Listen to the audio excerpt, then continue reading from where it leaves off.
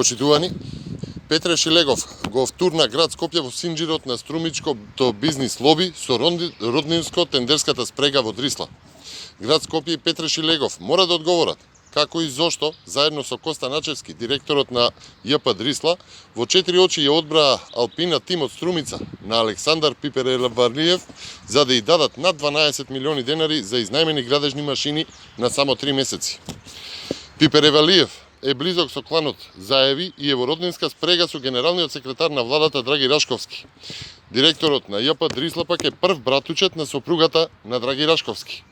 Додека во Македонија фирмите пропаѓаат поради кризата, се стимулираат фирми да отпуштаат работници, оваа братучетско-клановска спрега преку град Скопје на Петре Шилегов во 4 очи си делат тендери над 12 милиони денари.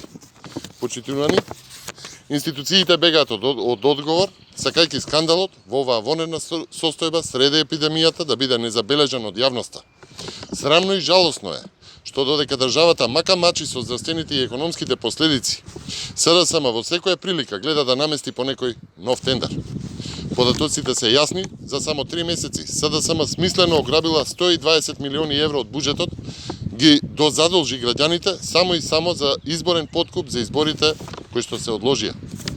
Државата тоне во долгови, а тие места тендери. За ова некој мора да одговара и ќе одговара.